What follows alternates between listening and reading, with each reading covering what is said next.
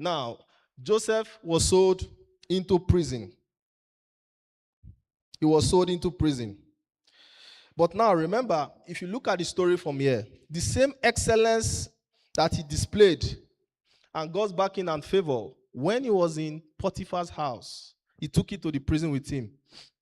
Let's look at Genesis 39 verse 6. 39 verse 6, yeah.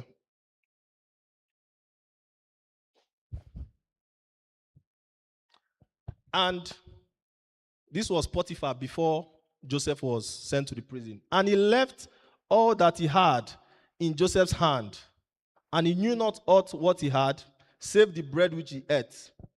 And Joseph was a goodly person and well favored. There's one particular scripture, HCSB, there in the schedule. Same scripture, different.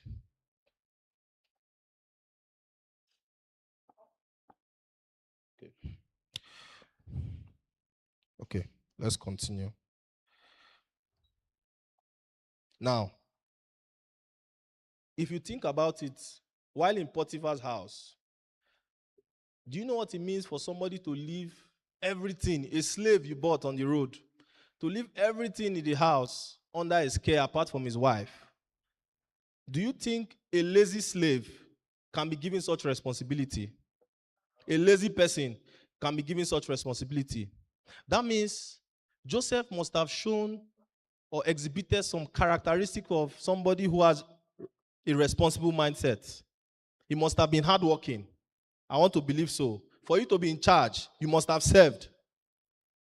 Now, if you look at Genesis 39 verse 23 also,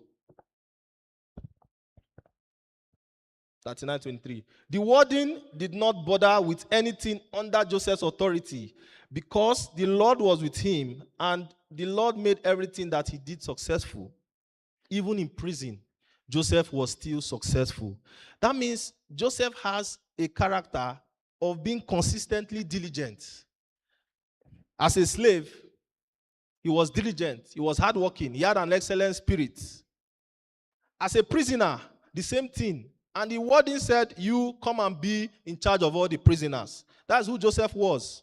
There were people he met there, but he became and overtook them because he had a diligent spirit. The lesson to draw from this is, irrespective of the situation, no matter how tough it gets, make sure that you remain diligent, you remain hardworking. Let people know that they can count on you in any situation. If you want to make kingdom impact in your workplace, you cannot be a mediocre. You have to show people the excellent spirit, just like the Hebrew boys. Let people not ask you, you are a Christian and you have nothing to show for it. You should be able to set a very good example for your peers. When we're talking about kingdom impact, against all odds. Note, in all of this, something was mentioned both when he was in Potiphar's house and when he was in prison. Say that God favored him. God's grace was upon him. Don't take the grace of God for granted. Don't take the favor of God for granted. Joseph acknowledged God, and yet he knew that God's hand was on him, and he was still a hardworking boy. As a slave, as a prisoner, don't just come pray for favor. God will give you, he will let lines fall for you in pleasant places, but you have to walk the walk. If God gives you an open door, you are looking for a job, and God suddenly gives you an open door for a job, is it God that is going to do the job for you? He's not the one. Or you get a contract to supply something, and you get the contract, you collect money, and you don't do anything. That means the door that God has opened for you, you have used your hand to close it. So it means that you should not take the favor of God for granted. Against all odds, while Joseph was there in the prison, he was still a hardworking boy with a positive mindset. Now, something else happened while he was in prison. If you remember the story correctly, two people dreamt, the cupbearer and the chef. And at the outcome of the interpretation from the dreams, the cupbearer was going to be reinstated back to Pharaoh as his cupbearer, and the chef was to be hanged. And Joseph made a statement to the cupbearer, said, when you get to Pharaoh's house, remember me. Right? Remember me. He put his trust in man at that point. I mean, it's not bad. You help somebody out, you expect good in return. And he told him to remember him. But let's look at what happened. Open to Genesis 40, verse 23. Genesis 40, 23. 40, 23. Genesis 40, verse 23. Yeah. Yet did not the chief butler remember Joseph, but he forgot him. He forgot Joseph. It means Joseph helped him interpret his dream, made him feel happy. He got back to Pharaoh. He forgot. But this would have been the end of Joseph's destiny if his trust was in man, right? Now, the lesson we want to draw from this point, let's look at Genesis 41, verse 19 to 12. 41, verse 9 to 12.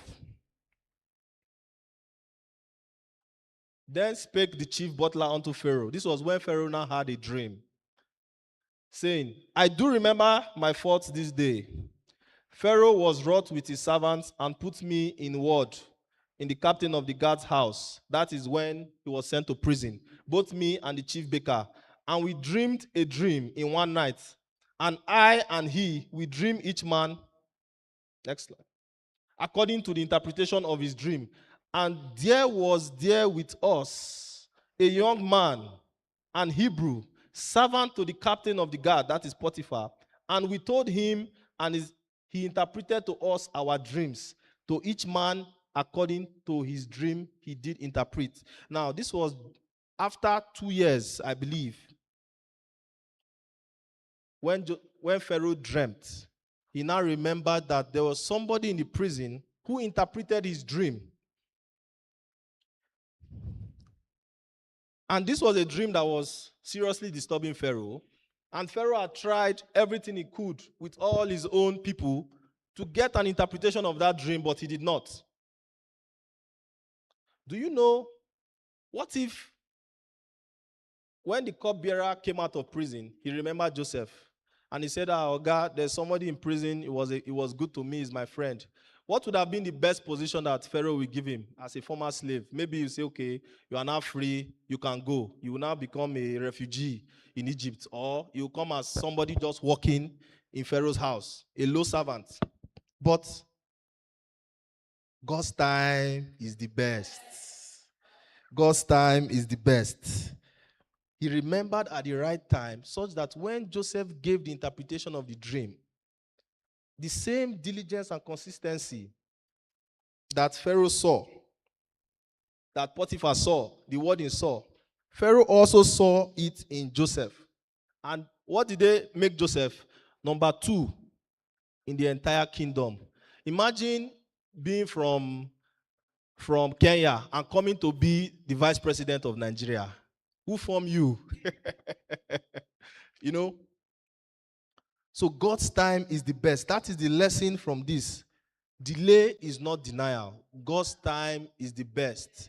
In any difficult situation, no matter how dark it gets, keep your focus on God always, because God's time is the best. You might see some opportunities and you might think this is it. But then, remember, God's time is the best. Let's look at Genesis 40, verse 8.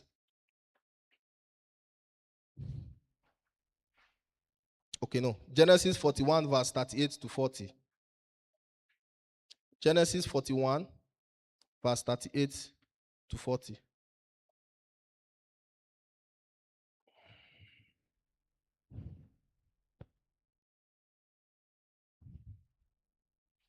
And Pharaoh said unto his servants, can we find such a one as this is, a man in whom the Spirit of God is? Hold on. Let's go back to Genesis 40, verse 8. Let's see something.